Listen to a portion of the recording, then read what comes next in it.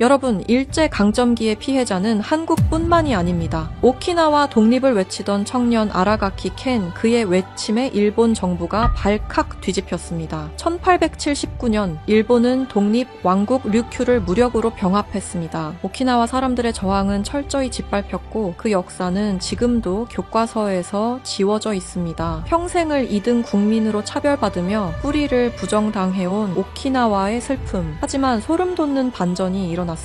아라가키 켄이 가문대대로 내려온 낡은 갑오를 한국 학자에게 건넨 순간 현장이 얼어붙었습니다. 이게 도대체 왜 여기 있습니까? 일본 정부가 그토록 은폐하려 했던 류큐 왕국의 시조. 그 거대한 뿌리가 드러나자 일본은 학술적 반박 대신 폭력을 선택했습니다. 자위대가 출동했고 전기가 끊겼습니다. 고립된 섬에서 아이들이 울고 있었습니다. 벼랑 끝에 몰린 아라가키 켄은 단 한 곳에 연락을 넣었습니다. 바로 대한민국이었습니다. 수화기 너머로 돌아온 대답은 단 한마디였습니다. 과연 한국은 어떤 선택을 했을까요? 여러분, 일본인 듯 일본 아닌 이국적인 오키나와만의 진짜 정체성을 알고 계신가요? 오키나와의 붉은 흙 아래 700년 동안 누군가 필사적으로 숨겨온 것이 있습니다. 슈리성 지하 5m에서 튀어나온 도깨비 무늬의 기와 한 장, 그리고 그것을 파란 방수포로 황급히 덮어버린 일본의 국가정보기관 요원들. 대체 그들은 무엇이 그토록 두려웠던 것일까요? 이것은 700년 동안 잠들어 있던 진실이 깨어나는 순간에 대한 저의 생생한 목격담입니다. 제 이름은 한태주입니다. 대한민국에서 고고학 박사 학위를 받았고 학계에서는 꽤나 삐딱한 이단아로 통합니다. 남들이 안전한 교과서만 파고들 때 저는 땅속에 묻힌 진짜 이야기를 찾아 헤매는 걸 좋아했으니까요. 제가 오키나와 나아 공항에 내린 건 습한 바람이 온몸을 휘감던 11월의 어느 날이었습니다. 몇 해 전 화재로 전소된 슈리성의 재건 사업에 한국 측 자문위원으로 초청받았기 때문입니다. 류큐 왕국의 궁전인 슈리성은 일본의 성이라기보다는 중국이나 한국의 건축 양식과 훨씬 닮아 있었기에 제 조언이 필요하다는 명분이었습니다. 하지만 현장에 도착하자마자 저는 묘한 위화감을 느꼈습니다. 복원 현장은 철저하게 통제되고 있었습니다. 일본 정부는 유독 슈리성 정전의 지하, 기초 공사 구역의 외부인의 접근을 막았습니다. 겉으로는 안전 문제라고 했지만 제 본능은 다른 신호를 보내고 있었습니다. 그들은 무언가를 찾고 있거나 혹은 파헤쳐진 땅 속에서 무언가가 튀어나올까봐 극도로 두려워하고 있었습니다. 작업 인부들의 표정은 경직되어 있었고 정장을 입은 현장 감독관들은 수시로 무전기에 대고 고함을 질러댔습니다. 사건은 작업 사흘차 되던 날 오후에 터졌습니다. 나른한 열기가 현장을 덮고 있을 때였습니다. 지하 5m 지점에서 굴착 작업을 하던 인부가 다급하게 손을 흔들었습니다. 멈춰. 바닥에 무언가 걸렸어. 굴착기의 거대한 삼날이 멈추고 매캐한 흙먼지가 가라앉자 붉은 흙 사이로 낯선 물체가 모습을 드러냈습니다. 현장에 있던 일본 측 고고학 연구원인 다나카가 사색이 되어 뛰어내려갔습니다. 저도 모르게 발걸음이 그쪽으로 향했습니다. 다나카는 급하게 인부들을 물리고 자신의 몸으로 그 물체를 가리려 했습니다. 하지만 제 눈은 이미 그 틈새를 놓치지 않았습니다. 그것은 흉측하게 깨진 기와 조각이었습니다. 보통의 사람이라면 그냥 지나쳤을 돌덩어리에 불과했지만 제 심장은 미친 듯이 뛰기 시작했습니다. 그 기와에 새겨진 기괴한 문양 때문이었습니다. 류큐 왕국의 상징인 두 개의 쉼표가 맞물린 문양이 아니었습니다. 일본 특유의 밋밋한 기와도 아니었습니다. 흙을 털어낸 자리에 선명하게 드러난 것은 부릅뜬 눈과 날카로운 송곳니, 그리고 험상궂게 일그러진 도깨비의 얼굴이었습니다. 귀면허, 잡기를 쫓기 위해 지붕이나 처마 끝에 장식하는 도깨비 얼굴 무늬 기와, 그것은 명백한 고려의 양식이었습니다. 그것도 13세기 고려군이 즐겨 사용하던, 특히 대몽항쟁의 최전선에 섰던 삼별초가 진도와 제주도 요새에 남겼던 바로 그 문양이었습니다. 단순한 유물이 아니었습니다. 700년 전 세계 최강 몽골 제국에 맞서 끝까지 무릎 꿇지 않았던 선조들의 뜨거운 긍지와 피눈물이 서린 증거였습니다. 역사 교과서에서 삼별초는 13세기 제주도에서 여몽연합군에게 패배해 전멸했다고 배웠습니다. 하지만 일부 학자들은 그들이 배를 타고 거친 남쪽 바다로 탈출해 류큐, 즉 오키나와로 건너가 류큐 왕국의 기틀을 다졌다고 주장해왔습니다. 그저 가설로만 취급받던 그 전설 같은 이야기가 지금 제 눈앞에서 묵직한 실체가 되어 나타난 것입니다. 비켜요. 외부인은 접근 금지입니다. 다나카 연구원이 신경질적으로 소리치며 저를 거칠게 밀쳐냈습니다. 그의 눈동자는 당혹감과 공포로 심하게 흔들리고 있었습니다. 단순한 유물 발견이라면 기뻐해야 마땅할 학자가 왜 저토록 사시나무 떨드껍에 질려 있는 걸까요? 그거 고려 기와 아닙니까? 귀면허 같은데 잠깐만 봅시다. 제가 일본어로 묻자 다나카의 얼굴이 흑빛으로 변했습니다. 그는 대답 대신 다급하게 무전기를 들었습니다. 코드 레드, 지하 2 구역 전면 봉쇄.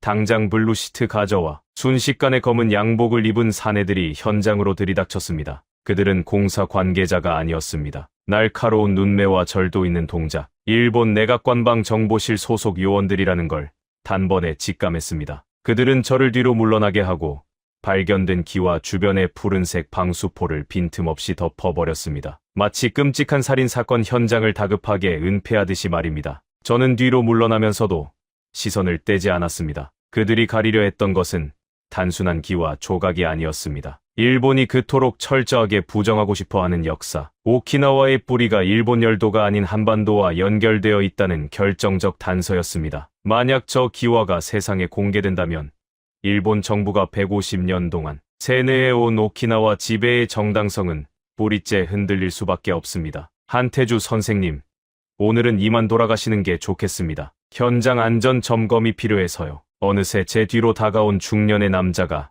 차가운 목소리로 말했습니다. 다카하시라고 불리는 내각관방의 고위 관료였습니다. 그의 입은 웃고 있었지만 인상은 싸늘하게 굳어 있었습니다. 그것은 정중한 부탁이 아니라 명백한 경고였습니다. 단순한 안전 점검치고는 분위기가 살벌하군요. 방금 나온 유물 확인 절차 없이 덮어버리는 건 고고학적 절차 위반입니다. 제가 맞받아치자 다카하시가 한 걸음 더 가까이 다가왔습니다. 그의 목소리가 뱀처럼 낮게 깔렸습니다. 착각하지 마십시오. 저건 역사가 아니라 그냥 쓰레기입니다. 그리고 선생님이 무사히 한국으로 돌아가고 싶으시다면 남의 나라 쓰레기통에는 관심을 끄시는 게 좋을 겁니다. 그 순간 저는 깨달았습니다. 이것은 학술적인 논쟁으로 끝날 일이 아니라는 것을요. 그들은 이 진실을 영원히 덮기 위해 일개 외국인 학자 하나의 목숨쯤은 언제든지 끊어낼 준비가 되어 있었습니다. 숙소로 돌아가는 차 안에서 저는 떨리는 손으로 주머니 속을 확인했습니다. 아까 혼란스러운 틈을 타 목숨을 걸고 몰래 찍은 사진 한 장이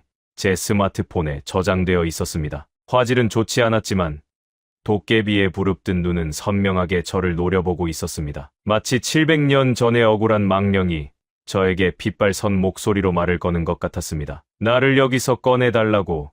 일본이 훔쳐간 우리의 진짜 역사를 당신의 손으로 되찾아달라고 말입니다. 하지만 숙소에 도착해 방문을 열려던 순간이었습니다. 누군가 제 방을 뒤진 흔적이 보였습니다. 단단하게 잠겨 있어야 할 문고리는 미세하게 비틀려 상처가 나 있었고, 제가 외출 전 혹시 몰라 문틈에 끼워두었던 머리카락 표식은 이미 바닥에 떨어져 있었습니다. 그들이 벌써 제 목을 조르기 위해 움직이기 시작한 겁니다. 저는 본능적으로 엘리베이터가 아닌 비상계단 쪽으로 몸을 돌렸습니다. 맑은 종소리와 함께 복도 끝 엘리베이터가 제 층에 도착했습니다. 서서히 열리는 문틈으로 품속에 무언가를 숨긴 검은 양복의 사내들이 쏟아져 나오는 것이 보였습니다. 심장이 터질 듯이 뛰었습니다. 이 사진 한 장 때문에 제가 국가 권력의 완벽한 표적이 되었다는 사실이 뼛속까지 실감났습니다. 하지만 두려움보다는 학자로서의 오기, 아니 한국인으로서의 피가 뜨겁게 끓어올랐습니다. 일본이 이토록 필사적으로 숨기려는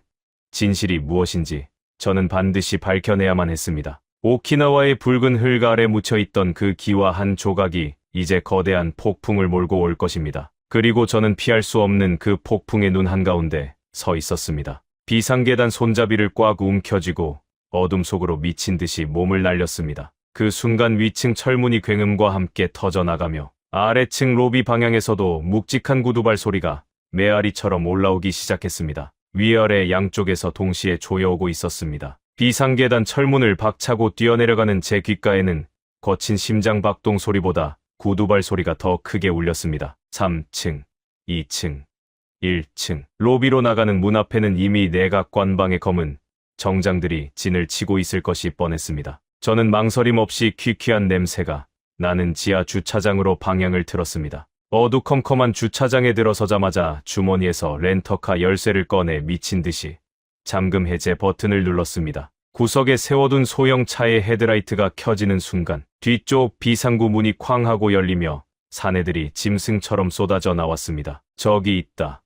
당장 잡아. 누군가의 다급한 외침이 지하의 정적을 무참히 찢었습니다. 저는 차 문을 열어젖히고 운전석에 몸을 구겨 넣자마자 엑셀을 있는 힘껏 밟았습니다. 타이어가 찢어질 듯한 비명을 지르며 바닥과 마찰했고 차는 총알처럼 주차장 출구를 향해 튕겨나갔습니다. 백미러 속으로 사내들이 필사적으로 뛰어오는 모습이 서서히 멀어졌지만 안도할 틈 따위는 없었습니다. 나 시내의 화려한 네온사인이 차창 밖으로 빠르게 스쳐 지나갔지만 제 머릿속은 오직 어떻게 일본 공안의 추격을 따돌리느냐는 생각뿐이었습니다. 일본 정부가 고작 낡은 기와 사진 한 장 때문에 외국인 학자를 이토록 무자비하게 사냥하려 든다. 이것은 상식을 완전히 벗어난 국가 폭력이자 그들이 덮으려는 진실의 크기가 얼마나 거대한지를 반증하는 것이었습니다. 1시간쯤 땀에 젖은 손으로 핸들을 쥐고 정신없이 차를 몰았을까. 화려한 국제거리의 인파를 벗어나 인적이 드문 외곽의 해안가에 접어들었습니다. 후덥지근하고 짠내나는 바닷바람이 열린 창문 틈으로 밀려들어 올 때쯤 길가에 위태롭게 불을 밝히고 있는 허름한 24시간 네카페 간판이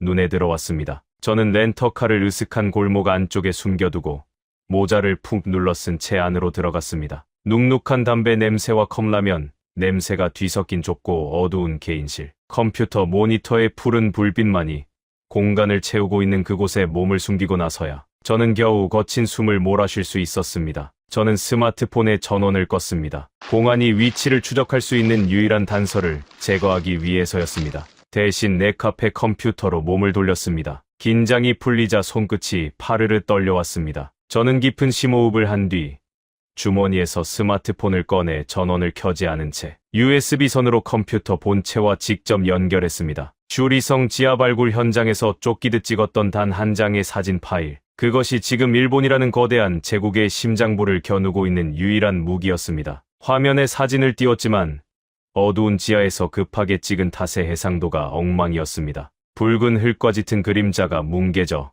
기와의 윤곽만 간신히 보일 뿐이었습니다. 저는 인터넷에서 이미지 보정 프로그램을 실행했습니다. 떨리는 마우스 클릭으로 명암을 조절하고 노이즈를 걷어내며 선명도를 극한까지 끌어올렸습니다. 화면 속에서 뿌연 흙먼지가 서서히 걷히자 기와 표면에 새겨진 문양들이 비로소 또렷한 제 모습을 드러내기 시작했습니다. 다시 보아도 그것은 소름이 돋을 만큼 완벽한 고려의 귀면화였습니다. 뭉툭한 코, 부릅뜬 눈, 그리고 입에 꽉 물고 있는 날카로운 송곳니까지. 700년 전 한반도의 도깨비가 낯선 오키나와의 네카페 모니터 속에서 저를 매섭게 노려보고 있었습니다. 하지만 제가 진짜로 확인하고 싶었던 것은 도깨비의 얼굴 그 자체가 아니었습니다. 이런 기와 하나쯤은 무역을 통해 우연히 흘러들어왔다고 일본 정부가 우기면 그만입니다. 저는 흙이 잔뜩 묻어 있어 육안으로는 도저히 식별이 불가능했던 기와의 우측 하단, 그 구석진 귀퉁이 부분을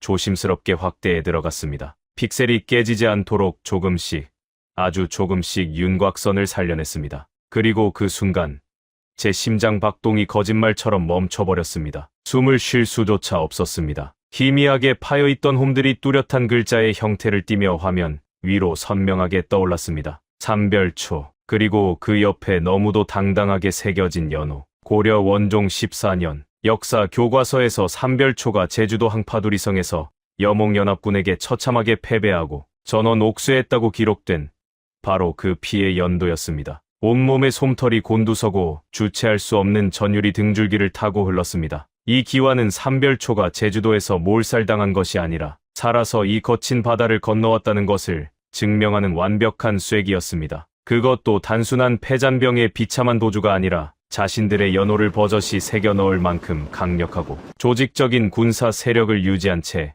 류큐 땅에 상륙했다는 뜻입니다. 오키나와를 세운 류큐 왕국의 진짜 아버지는 바로 유라시아 대륙을 호령하던 고려의 정예 군대였던 것입니다. 다카하시와 일본 공안이 왜 그토록 눈에 불을 켜고 현장을 블루시트로 덮으려 했는지 이제야 모든 퍼즐이 완벽하게 맞춰졌습니다. 이것은 단순한 고고학적 대발견이 아니었습니다. 일본이 억지로 꿰맞춰 온 오키나와 영유권의 근간을 박살 내버릴 700년 동안 잠들어 있던 완벽한 핵폭탄이었습니다. 그 그때였습니다. 내 카페 컴퓨터 화면 한 구석에 뜬 채팅 알림이 신경질적으로 깜빡이기 시작했습니다. 화면에 뜬 발신자 정보는 비공개였습니다. 순간 방 안의 공기가 얼음장처럼 차갑게 가라앉았습니다. 피하고 싶었지만 결코 피할 수 없는 연락이었습니다. 저는 마른 침을 꿀꺽 삼키고 조심스럽게 채팅창을 열었습니다. 한태주 박사님, 짐을 다 두고 급하게 나가셨더군요. 화면 너머로 전해오는 문장은 소름이 끼칠 정도로 차분하고 정중했습니다. 내각관방의 다카아시였습니다. 내 물건에 손대지 마십시오. 제가 낮게 으르렁거리자 그는 비웃음 섞인 답장을 보내왔습니다. 물건이라니요. 우리는 그저 대한민국의 귀빈이신 박사님의 안전을 몹시 걱정할 뿐입니다. 아, 참고로 지금 나하 공항과 항만의 보안 검색이 최고 수준으로 강화되었습니다. 갑작스러운 테러 위협 정보가 감지되었다는군요. 국가 중요 시설을 무단으로 촬영하고 도주한 혐의를 받는 외국인 테러 용의자라면 출국 심사대를 통과하기가 아주 힘들 겁니다. 테러 위협이라니. 저 하나를 잡아서 입을 틀어막기 위해 오키나와 전체의 하늘길과 바닷길을 통제하겠다는 거대한 국가 권력의 폭력이었습니다. 이들은 법 위에 군림하며 역사를 마음대로 조작하는 괴물들이었습니다. 원하는 게 뭡니까? 아주 간단합니다. 박사님이 몰래 훔쳐가신 그 사진 파일, 그리고 박사님의 머릿속에 들어있는 쓸데없는 상상력.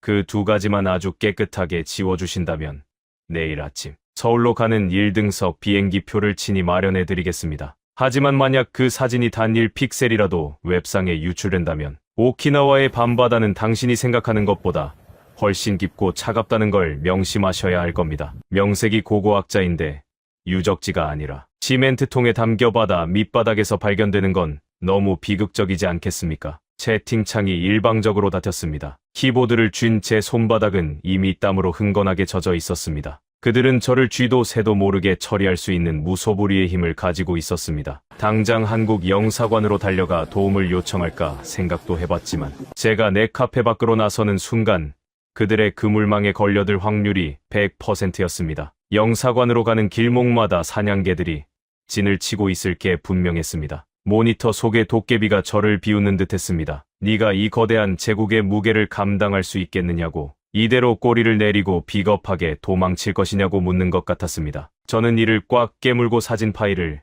USB에 이중으로 백업한 뒤 클라우드 서버에 복잡한 암호를 걸어 업로드했습니다. 하지만 이것만으로는 턱없이 부족했습니다. 제가 저들에게 체포되거나 바다에 수장되어 버리면 이 위대한 진실은 다시 영원한 흑암 속으로 가라앉고 말 것입니다. 이 폭탄의 뇌관을 터뜨리려면 저 혼자만의 힘으로는 불가능했습니다. 일본 정부의 삼엄한 감시망을 뚫고 이 충격적인 사실을 전 세계 가장 폭발적으로 알릴 수 있는 강력한 파트너가 필요했습니다. 그때 문득 오키나와로 오기 전 읽었던 논문 하나가 제 뇌리를 번개처럼 스쳤습니다. 류큐 독립을 주장하는 젊고 과격한 활동가이자 류큐 왕가의 피가 흐른다고 알려진 남자. 일본 본토의 지독한 차별에 맞서 지금 이 순간에도 가장 맹렬하게 싸우고 있는 오키나와의 호랑이 아라가키 켄. 자신의 진짜 조상이 누구인지, 자신들의 뿌리가 일본 열도가 아니라 저 위대한 대륙에서 왔다는 것을 증명할 수만 있다면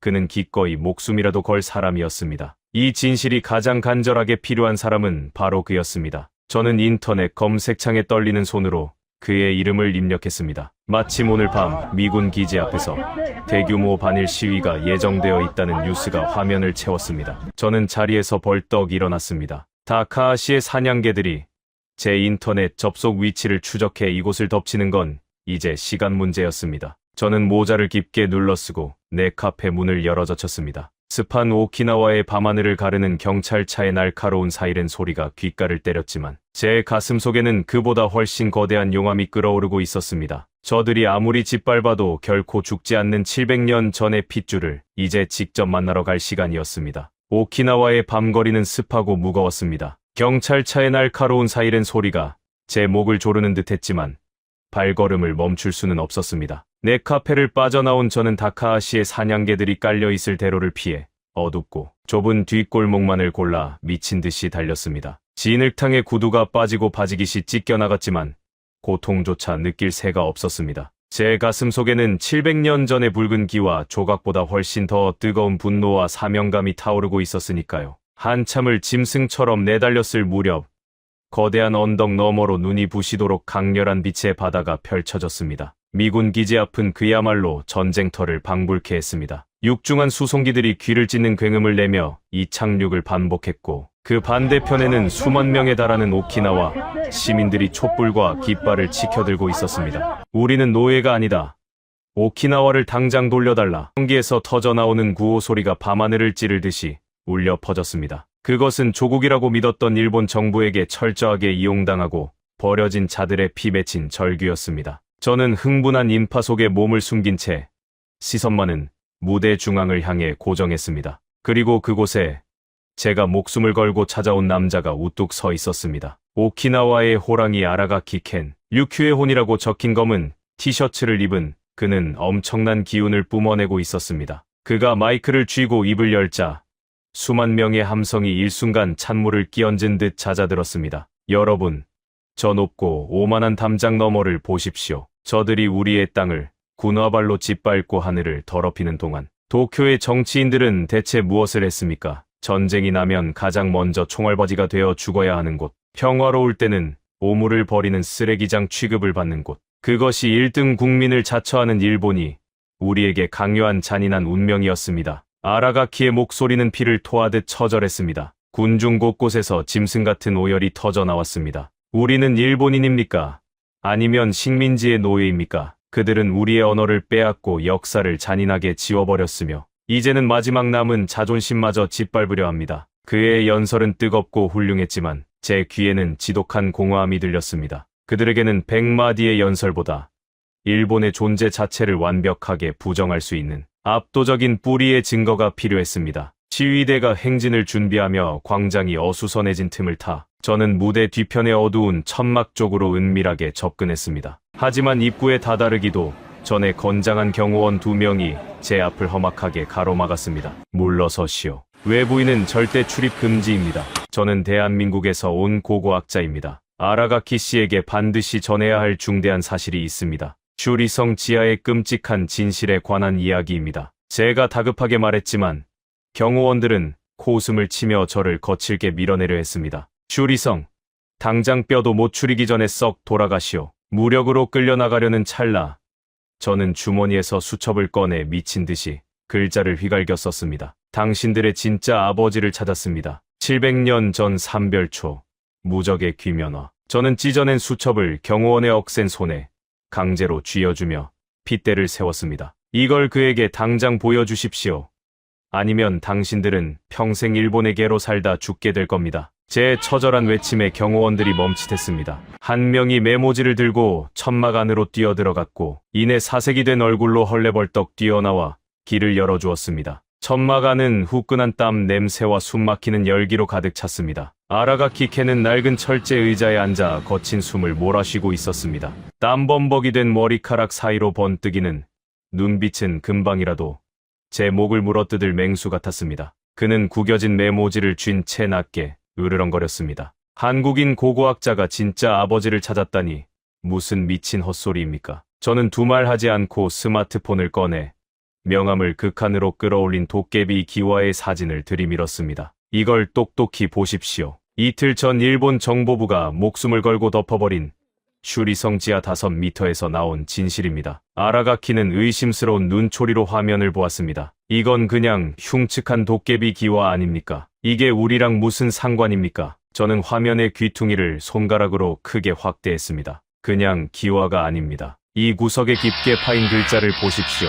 삼별초, 그리고 고려 원종 14년 유라시아 대륙을 짓밟던 몽골 제국에 맞서 최후의 한 명까지 피 흘리며 싸웠던 동아시아 최강의 전사들, 바로 고려의 정예군입니다. 아라가키의 거친 숨소리가 일순간 멎었습니다. 삼별초라는 묵직한 단어가 그의 뇌리를 강타한 듯했습니다. 저는 한 걸음 더 다가가 그의 어깨를 꽉 쥐며 쐐기를 박았습니다. 일본은 당신들의 조상이 열도의 미개한 변방민이라고 세뇌해왔죠. 하지만 이 기와는 명백히 증명합니다. 류큐 왕국을 세운 건 바다를 건너 이 척박한 땅을 개척한 대륙의 위대한 전사들이었다는 것을요. 당신들은 2등 국민이 아니라 긍지 높은 700년 전 고려 무신들의 후예입니다. 오키나와는 일본의 동생이 아니라 대한민국의 자랑스러운 형제입니다. 천막 안의 공기가 무겁게 가라앉았습니다. 평생을 일본의 노예라는 지독한 열등감과 싸워온 그에게 이 이야기는 썩어가는 영혼을 일깨우는 구원의 빛이었습니다. 꽉 쥐고 있던 그의 주먹이 덜덜 떨리며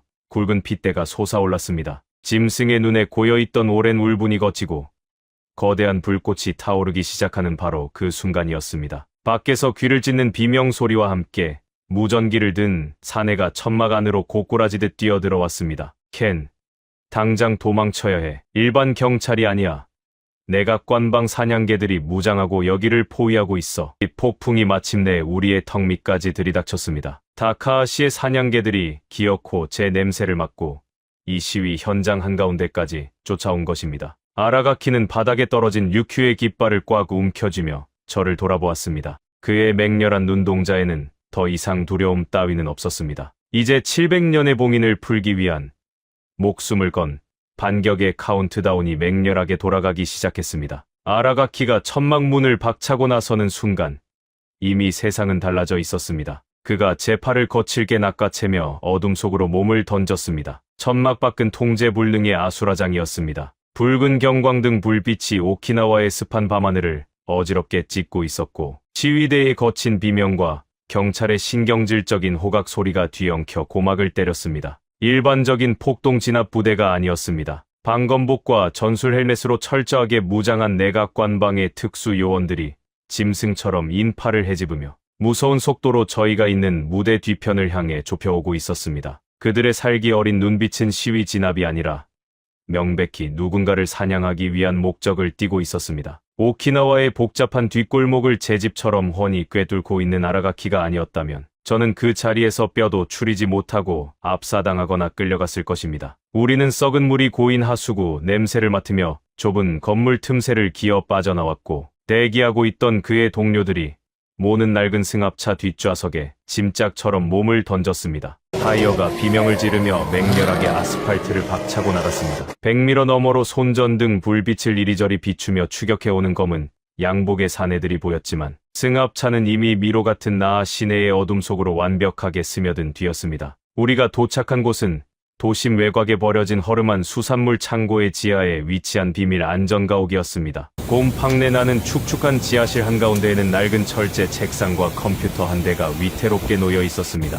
조명이라고는 금방이라도 수명을 다할 듯 깜빡거리는 백열전구 하나가 전부였습니다. 하지만 그 초라한 공간의 감도는 긴장감은 전 세계 어느 방송국 스튜디오보다 팽팽하고 무거웠습니다. 제 유튜브 채널 구독자가 30만 명입니다. 오키나와 독립을 지지하는 전 세계의 활동가들과 외신 기자들이 이 채널을 주시하고 있습니다. 여기서 진실을 쏘아 올릴 겁니다. 아라가키가 이마에서 뚝뚝 떨어지는 땀을 훔쳐내며 컴퓨터 전원을 켰습니다. 그는 거침없는 손놀림으로 라이브 방송 세팅을 마친 뒤 제가 가져온 스마트폰의 기와 사진 파일을 화면에 띄웠습니다. 3, 2, 1 방송 켰습니다. 카메라 렌즈 옆에 붉은색 녹화 불빛이 들어왔습니다. 저는 마른 침을 한번 깊게 삼킨 뒤 흔들림 없는 눈빛으로 렌즈를 똑바로 응시했습니다. 이것은 단순한 인터넷 방송이 아니었습니다. 700년 동안 조작된 역사의 목줄을 끊어버리는 거대한 전쟁의 서막이었습니다. 전 세계에 계신 시청자 여러분,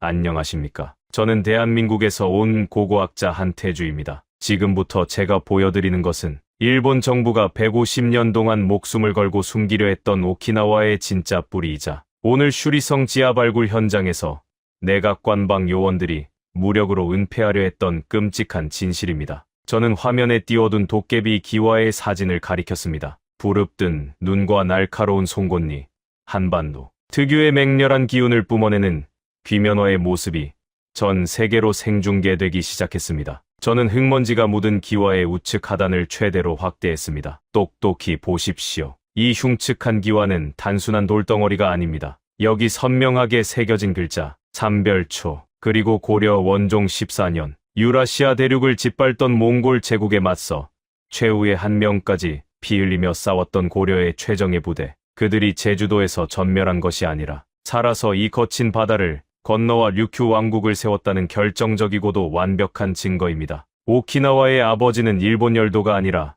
위대한 대륙의 고려였습니다. 순식간에 채팅창의 스크롤이 미친 듯한 속도로 폭발하기 시작했습니다. 방송을 켠 지 채 10분도 되지 않아 동시 접속자 수가 10만 명을 가볍게 돌파했습니다. 말도 안 돼. 우리가 일본인이 아니라 한국인의 핏줄이라고? 일본 정부가 700년의 역사를 통째로 사기쳤다. 내각 관방이 무력으로 유물을 덮었다는 게 사실이냐? 영어와 일본어, 그리고 한국어로 된 수만 개의 댓글들이 폭포수처럼 쏟아져 내렸습니다. 믿을 수 없는 진실 앞에 오키나와 시민들의 분노가 용암처럼 끓어오르는 것이 모니터를 뚫고 전해졌습니다. 그때였습니다. 제 옆에서 묵묵히 모니터를 바라보던 아라가키의 몸이 사시나무 떨리듯 심하게 요동치기 시작했습니다. 그의 두 눈은 기와에 새겨진 문양의 붉은 핏발이 설 정도로 고정되어 있었습니다. 박사님, 저 문양, 삼별초라는 군대를 상징하는 문양이 맞습니까? 그의 목소리는 짐승의 울음소리처럼 심하게 떨리고 있었습니다. 맞습니다. 두 개의 원 안에 세 개의 별이 박혀있는 저 형태. 700년 전 고려 무신 정권을 지탱했던 최정예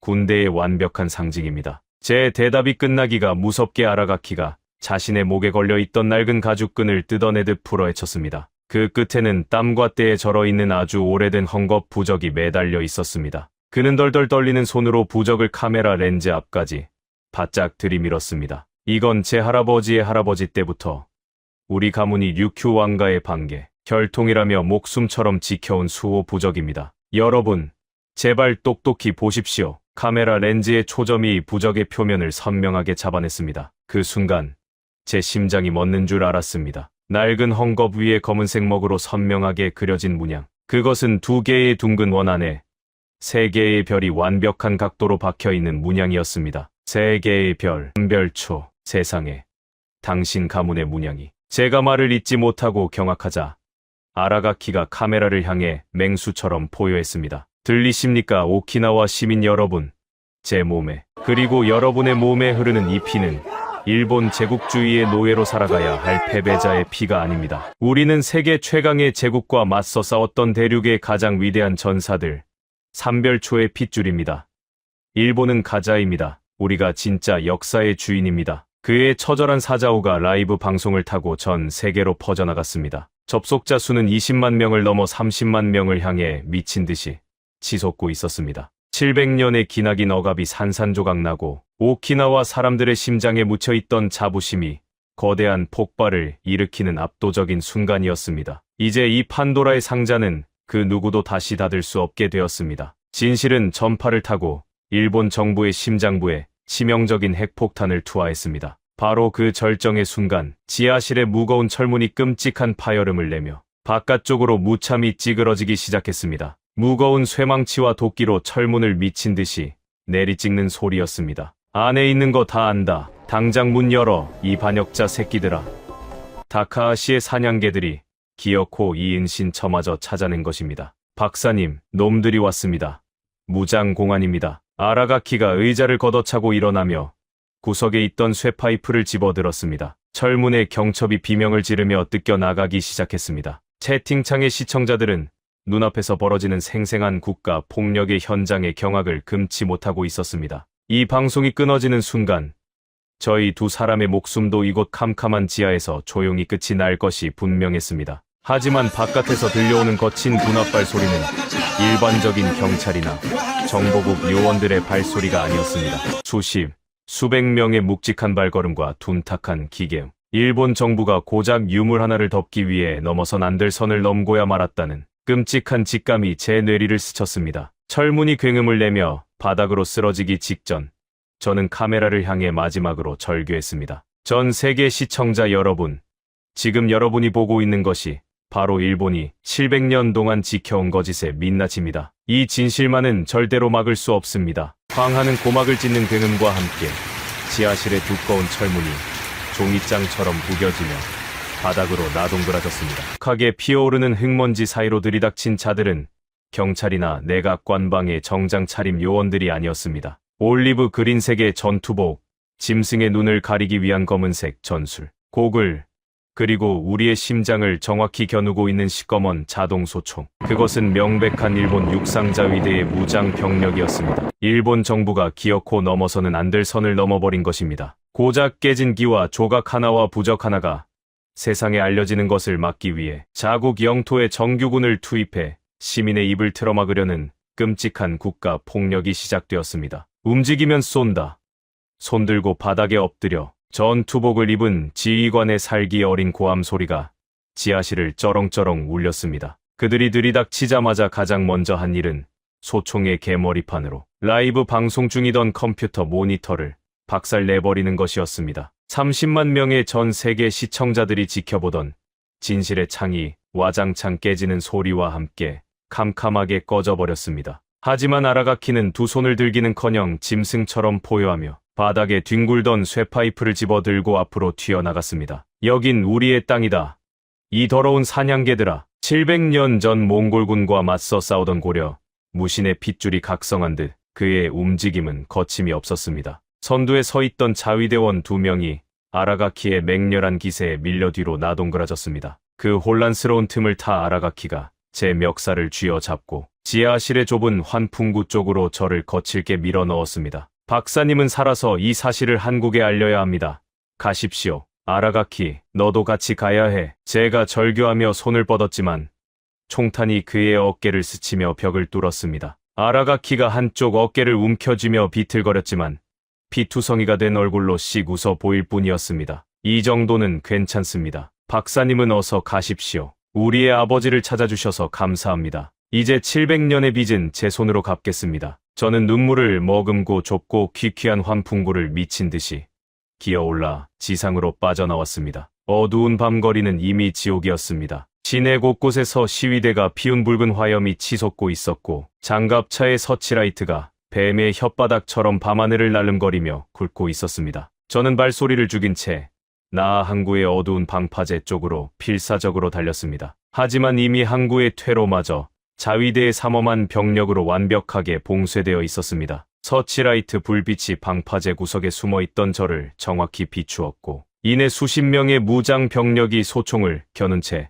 포위망을 좁혀오기 시작했습니다. 이제 정말 끝이구나. 제가 절망감에 두 눈을 질끈 감으려는 찰나였습니다. 하늘이 무너질 듯한 엄청난 굉음이 오키나와의 밤바다를 갈랐습니다. 머리 위에서 거대한 폭풍이 몰아치며 바닷물이 미친 듯이 솟구쳐 올랐습니다. 눈을 뜰 수조차 없는 강풍 속에서 서서히 모습을 드러낸 것은 아까 우리를 쫓던 일본의 헬기가 아니었습니다. 육중한 회색 동체 옆면에 선명하게 새겨진 하얀색 글자 US 네이비 미 해군이라고 새겨져 있었습니다. 미 해군의 최신형 작전 헬기였습니다. 헬기가 방파제 위로 위태롭게 고도를 낮추자 완전 무장한 미군 특수부대원들이 밧줄을 타고 순식간에 쏟아져 내려와 저와 자위대 사이를 가로막았습니다. 미군 대원이 일본어로 경고 방송을 했습니다. 여기서부터는 미합 중국의 통제 구역이니 총구를 내리고 당장 물러서라는 내용이었습니다. 영어로 울려 퍼지는 미군의 고압적인 경고 방송에 자위대원들은 사색이 되어 주춤거렸습니다. 세계 최강의 군대가 이 좁은 방파제에 개입할 줄은 일본 정부조차 전혀 예상하지 못했던 것입니다. 미군 대원 하나가 제 팔을 낚아채듯 붙잡고 헬기 안으로 끌어올렸습니다. 문이 닫히고 헬기가 굉음을 내며 솟아오르는 순간 저는 안도감보다는 더 거대한 공포를 느꼈습니다. 미국은 결코 자선 단체가 아닙니다. 그들이 일본의 심기를 거스르면서까지 저를 구출했다는 것은 이 상황을 이용해 무언가 거대한 판을 짜고 있다는 뜻이었습니다. 도쿄의 미국 대사관으로 가는 겁니까? 제가 헤드셋 마이크에 대고 소리치자 맞은편에 앉은 미군 장교가 차가운 미소를 지으며 한국어로 답했습니다. 아닙니다, 한 박사님. 워싱턴으로 모시겠습니다. 백악관에서 당신을 애타게 기다리고 있습니다. 태평양을 건너는 수송기 안에서 저는 한숨도 자지 못한 채 피 묻은 채 두 손만 멍하니 바라보았습니다. 14시간의 비행 끝에 도착한 곳은 미국 워싱턴 DC 백악관 지하의 삼엄한 시츄에이션 룸이었습니다. 숨막히는 긴장감이 감도는 거대한 테이블 끝에는 미국의 외교 안보를 총괄하는 국가안보보좌관 리처드 스털링이 날카로운 눈매로 저를 주시하고 있었습니다. 먼 길 오시느라 고생 많으셨습니다. 한태주 박사님, 당신이 어젯밤 쏘아올린 그 작은 기와 조각 하나 때문에 지금 태평양 전체의 안보 지형이 요동치고 있습니다. 스털링 보좌관이 리모컨을 누르자 벽면의 거대한 스크린에 동북아시아의 지도가 띄워졌습니다. 오키나와를 중심으로 붉은색과 푸른색의 화살표들이 복잡하게 얽혀 있었습니다. 단도직입적으로 말씀드리죠. 일본 정부는 이번 사태로 오키나와에 대한 통제력을 완벽하게 상실했습니다. 군대를 동원해 자국민을 진압하는 순간 그들의 지배 명분은 쓰레기통에 처박힌 겁니다. 문제는 그 다음입니다. 오키나와가 일본의 품을 벗어나 독립을 외친다면 그 틈을 노리고 가장 먼저 달려들 늑대가 누구겠습니까? 화면 속에서 중국 대륙을 상징하는 거대한 붉은 화살표가 오키나와를 집어삼키듯 뻗어나왔습니다. 중국입니다. 그들은 이미 류큐 왕국이 과거 자신들의 속국이었다는 해묵은 주장을 꺼내들며 호시탐탐 이 해역을 장악하려 하고 있습니다. 만약 오키나와가 친중 국가로 돌아서게 된다면 태평양을 방어하는 미국의 핵심 방어선이 하루아침에 무너지는 끔찍한 재앙이 벌어집니다. 괌과 하와이마저 위협받게 되겠죠. 우리는 결코 그런 상황을 용납할 수 없습니다. 미국의 냉혹한 현실 인식에 제 숨이 턱 막혀왔습니다. 그들에게 오키나와의 역사적 진실이나 시민들의 눈물 따위는 안중에도 없었습니다. 오직 동북아시아의 패권, 그 거대한 체스판의 힘의 균형만이 중요할 뿐이었습니다. 그렇다고 무력을 써서 다시 일본의 품으로 강제로 쑤셔 넣을 수도 없지 않습니까? 오키나와 시민들은 이제 자신들의 핏줄이 어디서 왔는지 완벽하게 깨달았습니다. 제가 맞받아치자 스털링 보좌관의 입가에 교묘한 미소가 번졌습니다. 맞습니다. 그래서 우리가 계산기를 두드려 본 결과 가장 완벽하고 이상적인 제3의 대안을 찾았습니다. 바로 당신의 조국, 대한민국입니다. 제 심장이 철렁 내려앉았습니다. 한국이 오키나와를 맡아주셔야겠습니다. 어차피 오키나와 사람들은 일본은 증오하지만 700년 전의 피를 나눈 형제인 한국에는 엄청난 호의를 가지고 있지 않습니까? 당신이 발굴해낸 그 핏줄의 증거야말로 한 발 쏘지 않고 오키나와를 품을 수 있는 가장 강력한 소프트 파워입니다. 한국이 오키나와와 특수한 동맹 관계를 맺고 그들을 보호한다면 중국도 감히 함부로 건드리지 못할 테고 미국의 방어선도 안전하게 유지됩니다. 그것은 악마의 속삭임이었습니다. 미국은 자신들이 직접 피를 묻히지 않고 일본의 거센 반발과 중국의 군사적 위협을 모두 한국이라는 방패막이에게 떠넘기겠다는 무서운 속셈이었습니다. 하지만 일본이 가만히 있겠습니까? 자국의 영토를 한국에 빼앗겼다고 생각하면 이건 사실상 전면전이나 다름없는 상황이 벌어집니다. 일본의 경제 제재나 무력 시위는 우리가 뒤에서 적절히 통제해 주겠습니다. 하지만 방아쇠는 한국 정부가 직접 당겨야 합니다. 박사님은 지금 당장 서울로 돌아가십시오. 그리고 당신의 그 뛰어난 언변으로 한국의 여론을 끌어오르게 만드십시오. 한국 대통령이 미국과 일본의 눈치를 보지 않고 과감하게 오키나와를 향해 손을 내밀게 판을 깔아달란 말입니다. 거절할 수 없는 강요였습니다. 여기서 제가 고개를 젓는다면 미국은 즉시 오키나와에 대한 보호를 철회할 것이고 어깨에 총상을 입은 아라가키와 수십만 명의 오키나와 시민들은 일본 자위대의 총칼 아래 무참히 짓밟히게 될 것입니다. 백악관을 빠져나와 서울행 비밀특별기에 오르는 제 어깨 위로 700년 전 삼별초가 짊어졌던 것만큼이나 무거운 국가의 운명이 짓누르고 있었습니다. 과연 대한민국은 강대국들의 거대한 위협을 뚫고 버려진 형제들의 손을 꽉 맞잡을 수 있을까요? 폭풍의 눈은 이제 워싱턴을 떠나 한반도의 심장 서울을 향해 무서운 속도로 돌진하고 있었습니다. 서울의 공기는 워싱턴보다 훨씬 더 차갑고 무거웠습니다. 극비리에 귀국한 저는 공항에 도착하자마자 경호원들에 둘러싸여 검은 세단에 몸을 실었습니다. 차량이 향한 곳은 바로 대한민국의 심장, 청와대 지하의 국가위기관리센터였습니다. 무거운 철문이 열리고 안으로 들어서자 최명환 대통령이 굳은 표정으로 대형 브리핑 화면을 응시하고 있었습니다. 살아 돌아와 주어 고맙소 한태주 박사. 당신이 오키나와에서 쏘아 올린 그 거대한 불꽃 때문에 지금 청와대의 전화통이 불이 나다 못해 녹아내릴 지경이오. 대통령의 목소리에는 깊은 피로와 함께 형언할 수 없는 비장함이 묻어 있었습니다. 현재 상황은 제가 워싱턴에서 출발할 때보다 훨씬 더 끔찍하게 꼬여가고 있었습니다. 스크린 속 뉴스 속보 화면에서는 붉은색 자막이 쉴 새 없이 흘러가고 있었습니다. 긴급 속보. 중국 국방부 성명 발표. 류큐는 역사적으로 변함없는 중국의 속국이며 자국민 보호 위해 해군 파견을 결정했다고 밝혔습니다. 속보. 중국 최신형 항공모함 전단.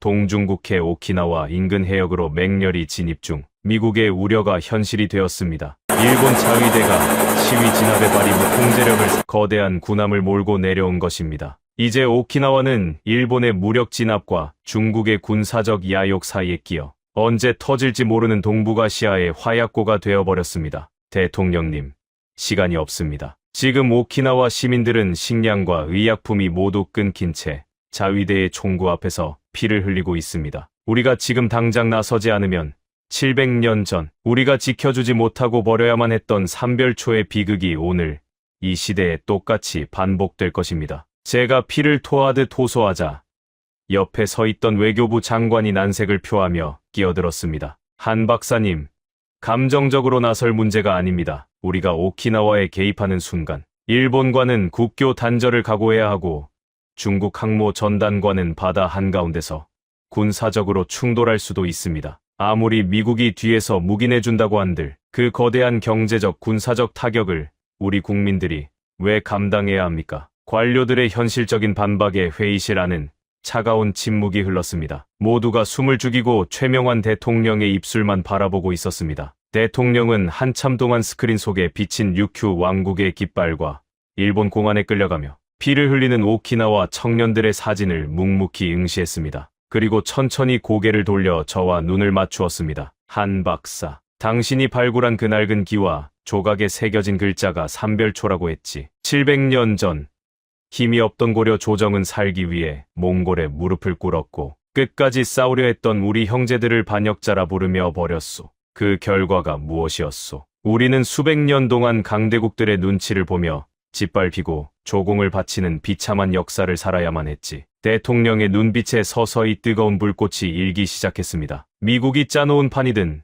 일본의 경제 보복이든 중국의 항모 전단이든 중요하지 않소. 지금 저 바다 건너에서 피를 흘리며 우리를 부르는 자들은 다름 아닌 대한민국의 핏줄, 우리의 잃어버린 형제들이요. 또다시 강대국이 두려워 형제의 손을 놓아버린다면 대한민국은 영원히 이류 국가로 남게 될 것이오. 대통령님, 그것은 너무 위험한 도박입니다. 장관들이 기겁하며 만류했지만 대통령은 단호하게 손을 들어 그들의 입을 막았습니다. 내각은 지금 당장 대국민 담화를 준비하시오. 그리고 해양수산부와 국방부는 부산항에 동원할 수 있는 모든 대형 민간 상선과 페리오를 집결시키시오. 군함이 앞장서면 전쟁이지만 인도적 물품을 실은 민간 선박이 가는 것은 그 누구도 국제법으로 막을 수 없소. 해양경찰의 최정예 함정들을 호위로 붙여 당장 오키나와로 출항시킬 준비를 하시오. 그리고 한 가지 더. 최악의 사태를 대비한 극비 명령이 별도로 하달될 것이오. 대통령의 마지막 말에 회의실 안이 다시 한번 무거운 침묵으로 가라앉았습니다. 그것이 무슨 뜻인지 묻는 사람은 아무도 없었습니다. 모두가 직감적으로 알고 있었습니다. 그날 오후 정규 방송이 일제히 중단되고 최명환 대통령의 결연한 얼굴이 전국의 텔레비전 화면을 가득 채웠습니다. 존경하는 국민 여러분, 오늘 우리는 역사적인 부름 앞에 서 있습니다. 바다 건너 오키나와에서 700년 전 끊어졌던 우리 형제들의 피 맺힌 절규가 들려오고 있습니다. 대한민국 정부는 강대국들의 무력과 겁박 앞에 굴복하지 않겠습니다. 우리는 결코 단 한 명의 형제도 다시는 어둠 속에 홀로 버려두지 않을 것입니다. 지금 이 순간부터 대한민국은 오키나와에 대한 대규모 인도적 구호 작전을 전격적으로 개시합니다. 대통령의 담화문이 전파를 타는 순간 대한민국 전체가 거대한 감동과 자부심으로 끌어올랐습니다. 인터넷과 SNS는 폭발했습니다. 전국 각지의 시민단체와 기업들이 자발적으로 식량과 의약품을 트럭에 싣고 부산항으로 미친 듯이 질주하기 시작했습니다. 은퇴한 늙은 선장들부터 젊은 항해사들까지 형제들을 구하겠다는 일념 하나로 생업을 팽개치고 부산항으로 모여들었습니다. 다음 날 새벽, 부산항의 거대한 부두에는 수십만 톤에 달하는 구호, 물품을 가득 실은 수십 척의 대형 페리선과 화물선들이 거대한 산맥처럼 위용을 뽐내며 집결해 있었습니다. 가장 선두의 선 초대형 화물선의 옆면에는 형제오라는 이름과 함께 태극기와 오키나와의 깃발이 나란히 얽힌 초대형 현수막이 새벽바람에 웅장하게 펄럭이고 있었습니다. 저 역시 형제호의 조타실에 올라 붉게 여명이 밝아오는 거친 남쪽 바다를 노려보았습니다. 가슴을 먹먹하게 울리는 길고 묵직한 백고동 소리와 함께 대한민국의 거대한 구호 선단이 거친 파도를 가르며 역사적인 출항을 시작했습니다. 하지만 우리의 앞길에는 축복이 아닌 끔찍한 사선이 기다리고 있었습니다. 오키나와 북방 해역, 그곳에는 한국 선단이 넘어오면 즉각 발포하라는 명령을 받은 일본 해상자위대의 최신형 이지스함들이 시꺼먼 포문을 열어둔 채 거대한 강철의 장벽을 치고 우리를 노려보고 있었기 때문입니다. 형제호의 거대한 디젤 엔진이 토해내는 육중한 진동이 발끝을 타고 전신으로 전해졌습니다. 칠흑 같은 밤바다를 뚫고 전진하는 150m 길이의 거대한 민간 화물선 조타실에는 짓누르는 듯한 무거운 침묵만이 감돌고 있었습니다. 앞창을 세차게 때리는 거친 파도와 비바람 소리 너머로 우리가 향하고 있는 남쪽 바다에는 보이지 않는 거대한 강철의 장벽이 세워져 있었습니다. 출항한 지 10시간 남짓이 지났을 무렵 대한해협을 지나 동중국해의 거친 풍랑 속으로 접어든 순간이었습니다. 조타실 한 구석에서 밤을 지새우며 레이더 화면을 응시하던 항해사의 입에서 다급하고 갈라진 목소리가 터져 나왔습니다. 선장님, 전방 30해리 부근 레이더에 정체불명의 붉은 점들이 무더기로 잡히고 있습니다. 속도와 대열로 보아 일반 상선이 아닙니다. 일본 해상자위대의 구축함 전단입니다. 올 것이 왔습니다. 이 배의 키를 잡고 있는 40년 경력의 베테랑 장석주 선장의 굵게 팬 주름 사이로 식은땀이 흘러내렸습니다. 일본이 결코 우리를 순순히 오키나와 앞바다에 들여보내지 않을 것이라는 점은 모두가 알고 있었습니다. 하지만 막상 실탄을 장전한 최신의 군함들이 앞을 가로막고 있다는 사실을 눈으로 확인하자 숨이 턱 끝까지 차올랐습니다. 망원경을 집어들고 밖을 내다본 제 시야에 수평선을 뚫고 서서히 솟아오르는 회색빛 거대한 강철 괴물들의 실루엣이 들어왔습니다. 선두에 선 것은 일본 해상자위대의 자랑이자 세계 최고 수준의 방공 능력을 갖춘 최신형 이지스함 아타고였습니다. 그 거대한 선체를 중심으로 좌우에 두 척이 마치 독수리가 날개를 펼치듯 살벌한 진영을 갖추고 우리의 항로를 완벽하게 틀어막고 있었습니다. 찌지직거리는 마찰음과 함께 조타실의 통신 장비에서 일본 측의 고압적이고 신경질적인 경고 방송이 영어와 한국어로 번갈아 울려 퍼졌습니다. 여기는 일본 해상자위대다. 귀 선박을 비롯한 한국의 민간 선단은 현재 일본의 배타적 경제 수역을 향해 불법적으로 접근하고 있다. 이는 명백한 주권 침해 행위다. 즉시 엔진을 정지하고 기술을 북쪽으로 돌려라.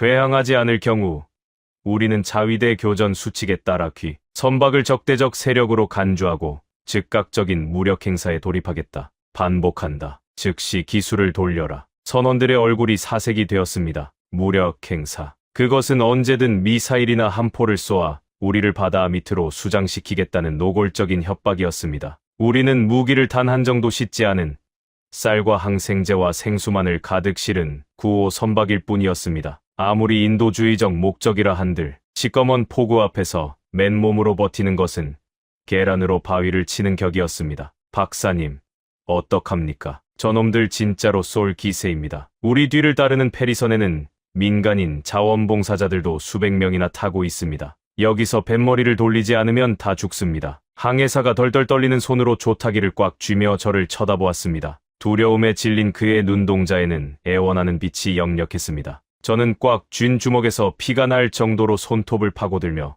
장석주 선장과 눈을 맞추었습니다. 선장 역시 턱관절이 툭 붉어지도록 이를 꽉 악물고 있었습니다. 장 선장님, 우리가 여기서 뱃머리를 돌리면 오키나와에 고립된 우리 형제들은 일본의 군화발 아래에서 말라 죽습니다. 700년 전 우리가 살겠다고 그들을 거친 바다에 버렸던 그 비겁한 짓을 오늘 여기서 또다시 반복할 수는 없습니다. 밀고 나가십시오. 제 결연한 목소리에 장석주 선장의 두 눈에서 뜨거운 불꽃이 튀었습니다. 그는 통신기 마이크를 거칠게 움켜쥐고 피를 토하듯 소리쳤습니다. 여기는 대한민국 국적 민간 상선 형제호다. 우리는 무기를 싣지 않은 9호 선박이며 국제법에 따라 곤경에 처한 사람들을 돕기 위한 인도적 항해 중이다. 길을 막는 것은 너희들이다. 우리는 단일도도 항로를 변경하지 않겠다. 비켜라. 선장의 선언이 끝나기가 무섭게 형제호의 거대한 엔진이 최고 출력으로 회전하며 무서운 기세로 물살을 가르기 시작했습니다. 피를 말리는 치킨 게임이 시작되었습니다. 1km, 500m, 300m. 다음에 거대한 선체가 눈앞으로 다가왔고 그들의 갑판 위에서 바쁘게 움직이는 수병들의 모습까지 또렷하게 보일 정도로 거리가 좁혀졌습니다. 바로 그 순간이었습니다. 이지스함 아타고의 함수에 장착된 거대한 5인치 주포가 윙하는 섬뜩한 기계음과 함께 스르륵 돌아가더니 정확히 형제호의 조타실을 겨냥했습니다. 번쩍. 지력을 잃을 듯한 강렬한 섬광과 함께 고막을 찢는 굉음이 바다를 울렸습니다. 형제호 전방 불과 50m 이상 거대한 폭발과 함께 건물 3층 높이의 어마어마한 물기둥이 하늘로 솟구쳐 올랐습니다. 경고 사격이었습니다. 갑판 위로 우박처럼 쏟아져 내리는 바닷물의 선창이 박살날듯 흔들렸고 조타실 안에 있던 모두가 중심을 잃고 바닥에 나동그라졌습니다. 미친 새끼들, 진짜로 쐈어. 선원들의 비명이 터져 나왔습니다. 일본 해상자위대는 정말로 민간 선박을 격침시킬 준비를 끝낸 것입니다. 다음 포탄은 바다가 아니라 우리가 서 있는 이 조타실을 정확히 산산조각 낼 것이 분명했습니다. 장석주 선장마저 피가 흐르는 이마를 부여잡고 흔들리는 눈빛으로 저를 바라보았습니다. 이제 우리의 항해는 정말 여기서 비참하게 끝이 나고 마는 것일까요? 오키나와의 핏줄을 되찾겠다는 거대한 꿈이 칠흑 같은 바다 한가운데서 무참히 꺾이려는 절망적인 찰나였습니다. 선장님, 박사님, 저쪽을 보십시오. 레이더가 미쳤습니다. 바닥에 쓰러져 있던 레이더병이 비명을 지르며 화면을 가리켰습니다. 그의 손가락이 가리키는 곳, 일본 이지스함 전단의 바로 뒤편, 오키나와 쪽 해역에서 도저히 믿을 수 없는 기적 같은 일이 벌어지고 있었습니다. 빨리 망원경 이리 가져와. 저는 다급하게 망원경을 빼앗아 들고 깨진 유리창 틈새로 남쪽 바다를 노려보았습니다. 여명이 밝아오는 회색빛 수평선 너머로 시꺼먼 점들이 개미떼처럼 새까맣게 몰려오고 있었습니다. 처음에는 일본 측의 증원 함대인 줄 알고 눈앞이 아찔해졌지만 초점을 맞춘 순간 제 입에서는 저도 모르게 뜨거운 탄성이 터져 나왔습니다. 어선입니다. 군함이 아니라 오키나와의 고기잡이 배들입니다. 수십 아니 수백 척입니다. 믿을 수 없는 광경이었습니다. 크고 작은 어선들, 낡은 통나무배, 심지어 관광용 소형 요트까지 배라고 부를 수 있는 오키나와의 모든 동력선이 바다를 새까맣게 뒤덮은 채 거친 파도를 뚫고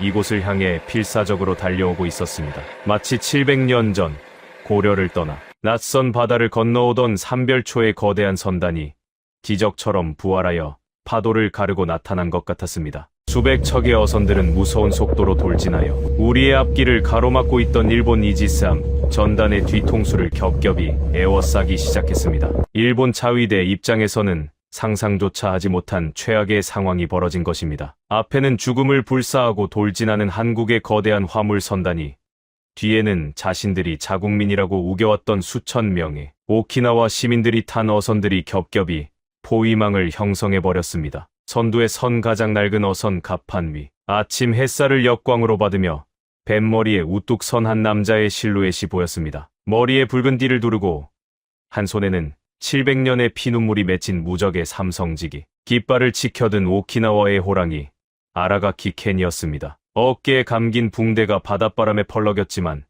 그의 눈빛은 그 어느 때보다 맹렬하게 불타고 있었습니다. 그는 목에 핏대를 세우며 확성기에 대고 일본 군함들을 향해 맹수처럼 포효했습니다. 길을 비켜라 이 더러운 놈들아. 우리를 짓밟았던 너희 일본의 대포 따위는 이제 조금도 두렵지 않다. 저기 바다 건너에서 우리를 구하기 위해 형제들이 오고 있다. 포탄을 쏘려거든 차라리 우리들의 심장을 향해 쏘아라. 그의 절규에 화답하듯 오키나와의 수백 척 어선들이 일제히 백고동을 울리기 시작했습니다. 마치 거대한 용이 바다 깊은 곳에서 깨어나 울부짖는 듯한 웅장하고 처절한 소리가 해협을 가득 채웠습니다. 이지스함 아타고의 함교는 걷잡을 수 없는 패닉에 빠진 것이 분명했습니다. 아무리 막강한 화력을 가진 군함이라 해도 비무장, 민간 선박과 자신들의 영토에 속한 시민들을 향해 한 포를 난사할 수는 없었습니다. 만약 여기서 발포한다면 그것은 국제사회의 묵인을 넘어서는 끔찍한 대학살이자 일본의 완벽한 자멸을 의미했으니까요. 박사님, 일본 군함들의 포신이 내려가고 있습니다. 저놈들, 엔진을 끄고 길을 열어주고 있습니다. 항해사의 감격에 찬 외침이 조타시를 울렸습니다. 세계 최강을 자랑하던 일본 해상자위대의 강철 장벽이 맨몸으로 바다를 건너온 형제들의 뜨거운 연대 앞에서 마침내 힘없이 빗장을 풀고 양옆으로 물러서고 있었습니다. 엔진 전속 전진, 오키나와를 향해 기술을 똑바로 잡아라. 장석주 선장의 호탕한 명령과 함께 형제오는 거대한 물보라를 일으키며 일본 군함들 사이를 당당하게 가로질렀습니다. 우리가 일본 함대를 뚫고 지나갈 때 오키나와 어선들에 타고 있던 수천 명의 시민들은 갑판 위로 뛰어올라 태극기와 류큐, 깃발을 미친 듯이 흔들며 환호성을 터뜨렸습니다. 저 역시 깨진 창문 밖으로 상체를 내밀고 그들을 향해 양팔을 번쩍 치켜들었습니다. 눈물이 비바람과 섞여 뺨을 타고 쉴 새 없이 흘러내렸습니다. 몇 시간 뒤 형제호를 비롯한 대한민국의 9호 선단 나 항구에 닻을 내렸을 때 항구 주변은 발 디딜 틈조차 없이 몰려든 수십만 명의 오키나와 시민들로 가득 차 있었습니다. 배에서 첫 번째 9호 물품이 담긴 컨테이너가 내려지는 순간 그 넓은 항구는 일순간 거대한 눈물바다로 변했습니다. 제가 배에서 내려 땅에 발을 딛기가 무섭게 아라가키가 군중을 뚫고 달려와 저를 부서질 듯 꽉 끌어안았습니다. 땀과 바닷물로 범벅이 된 그의 얼굴은 이미 뜨거운 눈물로 엉망이 되어 있었습니다. 왔군요. 정말로 와주셨군요, 박사님. 약속했잖아. 형제는 결코 두 번 다시 서로의 손을 놓지 않는다고. 저희 두 사람의 포옹을 신호로 한국에서 온 수백 명의 자원봉사자들과 오키나와 시민들이 국경과 언어의 장벽을 뛰어넘어 서로를 부둥켜 안고 엉엉 소리내어 울기 시작했습니다. 오직 700년을 뛰어넘어 이어져 있다는 핏줄의 징표.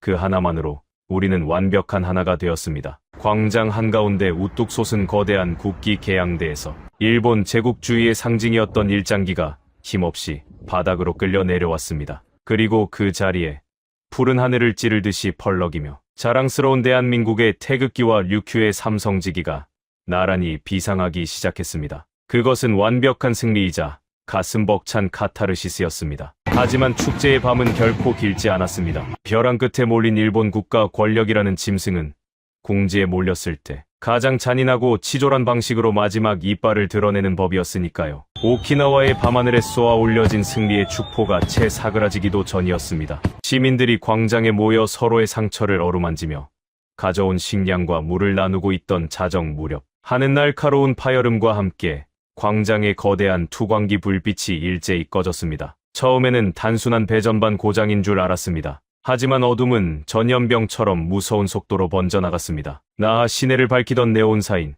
병원의 십자가 불빛, 심지어 가로등마저 연달아 암흑 속으로 삼켜지더니 이내 오키나와 섬 전체가 거대한 칠흑 같은 무덤으로 돌변해버렸습니다. 무슨 일이야? 전기가 나갔어. 물도 안 나옵니다. 수도관이 말라버렸어요. 광장은 순식간에 공포와 혼란의 아수라장으로 변했습니다. 그때 제 주머니 속 스마트폰에 다카하시 국장의 이름으로 짧은 문자 메시지 한 통이 도착했습니다. 무호풍 따위로 축제를 벌이는 꼴이 우습군요. 오키나와로 들어가는 본토의 해저 송전선과 메인 상수도 밸브를 모두 차단했습니다. 전기도, 마실 물도 없는 섬에서 얼마나 버틸 수 있는지 한번 보시지요. 비열하고도 잔인한 짓이었습니다. 무력 진압이 막히자 아예 섬 전체를 말려 죽이겠다는 끔찍한 아사 작전을 펼친 것입니다. 냉장고가 멈추고 식량은 썩어갈 것이며 병원에 누워있는 중환자들의 생명 유지 장치는 당장 멈출 위기에 처했습니다. 무엇보다 마실 물이 단 한 방울도 나오지 않는다는 것은 수십만 시민의 생존이 며칠 안에 끝난다는 것을 의미했습니다. 한국 선단이 가져온 생수는 하루 이틀을 버티기에도 턱없이 부족한 양이었습니다. 다카하시 이 악마 같은 자식. 기어코 우리를 목말라 죽이겠다는 거냐. 아라가키가 멀쩡한 한쪽 팔로 바닥을 주먹으로 내리치며 절규했습니다. 아이들이 목이 마르다며 칭얼거리는 소리가 어둠 속에서 유령처럼 메아리쳤습니다. 절망감이 독가스처럼 목을 조여올 때 제 머릿속을 스치고 지나가는 번뜩이는 기억이 하나 있었습니다. 그것은 한국에서 고문서를 연구하는 은사 서태석 교수님과 출발 직전 나누었던 통화 내용이었습니다. 아라가키, 아주 오래전 유큐 왕가의 구전으로 내려오던 전설 하나 기억하는 거 없습니까? 슈리성 지하 어딘가에 700년 전 삼별초가 성을 쌓을 때 파놓았다는 늙지 않는 용천수에 대한 전설 말입니다. 제 말에 아라가키가 고개를 번쩍 들었습니다. 용천수요. 어릴 적 할아버지께 듣긴 했습니다. 몽골군의 기나긴 포위망을 버텨내기 위해 고려의 장군들이 땅속 깊은 곳 수맥을 찾아 뚫어놓은 마르지 않는 수로가 있다고. 하지만 그건 그저 신화 같은 옛날 이야기 아닙니까? 아니, 700년 전 삼별초가 진도 용장성과 제주 항파두리성에 머물 때도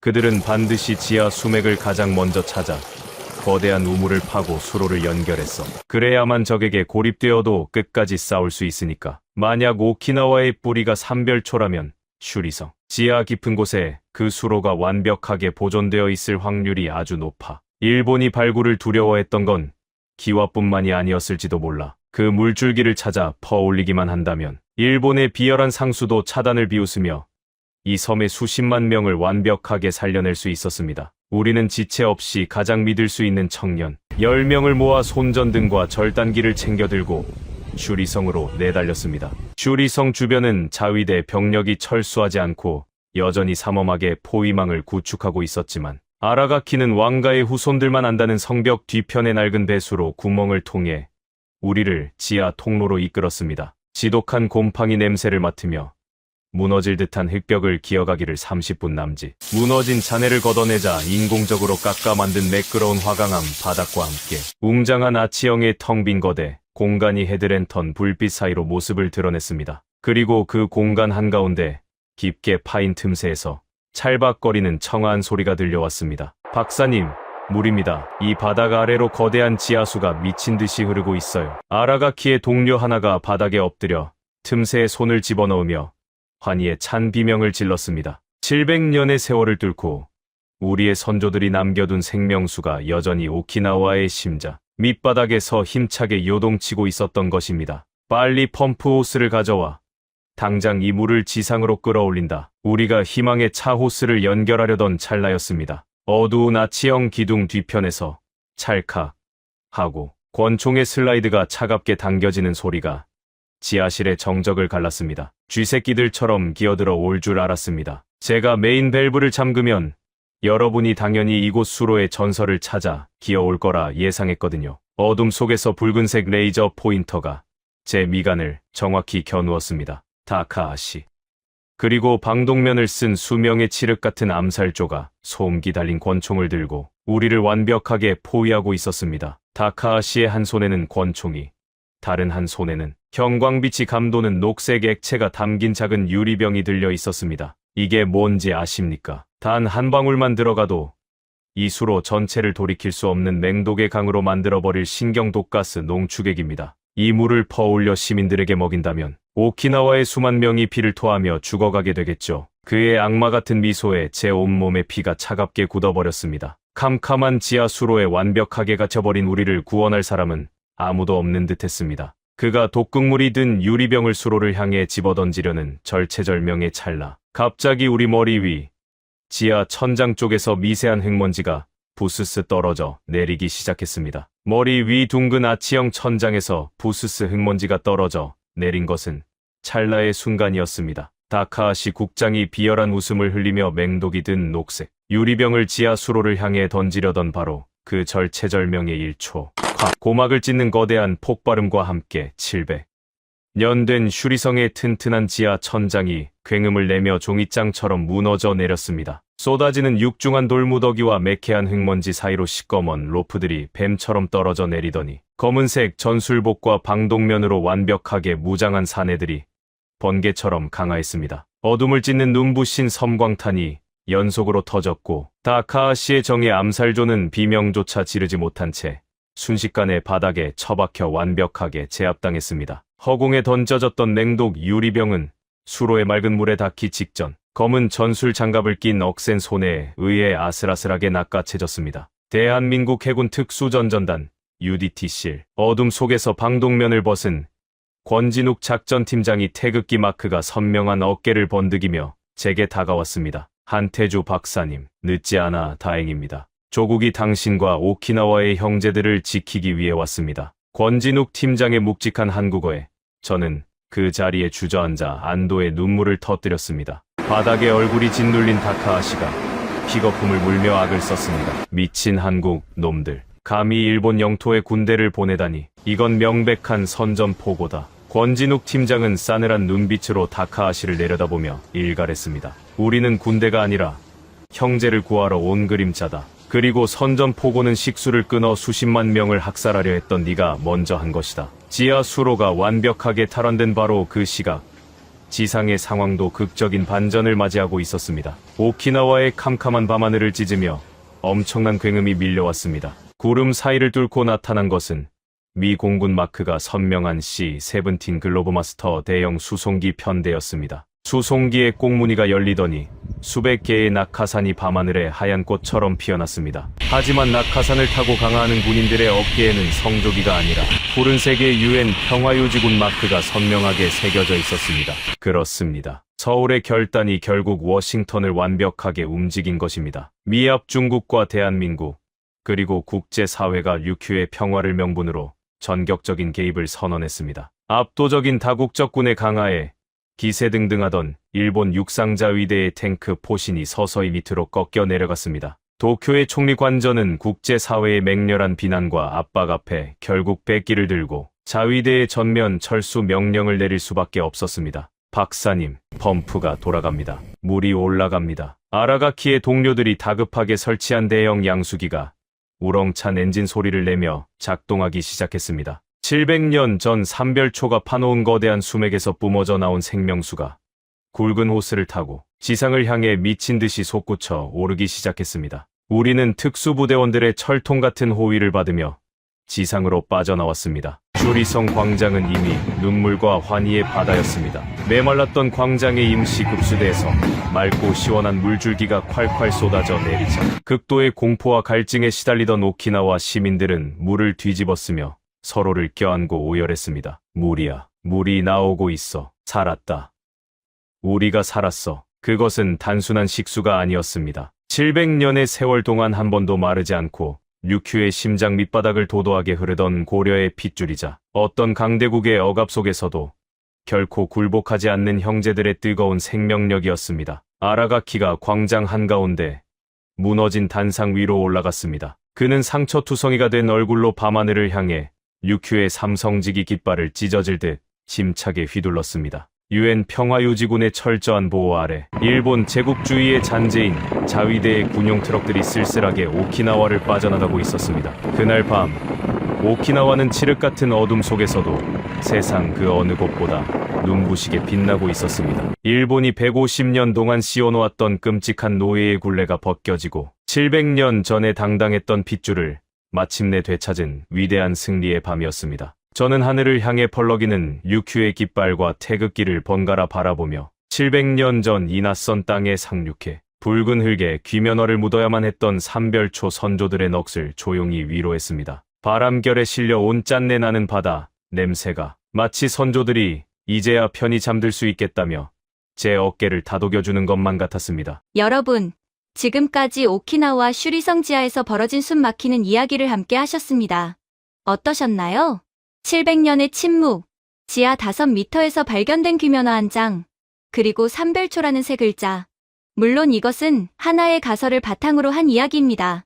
하지만 역사 교과서가 전멸이라고 기록한 그날 이후 거친 바다 건너편에서 700년 동안 마르지 않고 흐르던 지하 수맥이 존재한다면 그것을 단순한 우연이라고 치부할 수 있겠습니까? 아무도 관심 갖지 않을 때 묵묵히 붉은 흙을 파헤치던 연구자들이 있었습니다. 조용히 가문의 부적을 지켜온 후손들이 있었습니다. 그리고 마침내 땅속에 묻힌 진실은 스스로 깨어났습니다. 이 이야기가 묻히지 않도록 지금 여러분의 손가락 하나가 필요합니다. 여러분의 공유 한 번이 잊힌 역사를 되살리는 가장 조용하고 강력한 힘이 됩니다. 가슴이 뜨거워지셨다면 댓글에 오키나와 형제들을 환영합니다. 한 문장만 남겨주십시오. 좋아요와 구독은 묻힌 역사를 세상 밖으로 꺼내는 등불이 됩니다. 저는 다음 시간에 더 놀랍고 위대한 우리 역사의 비밀을 가지고 돌아오겠습니다. 감사합니다. 감사합니다. 감사합니다. 감사합니다. 감사합니다. 감사합니다. 감사합니다. 감사합니다.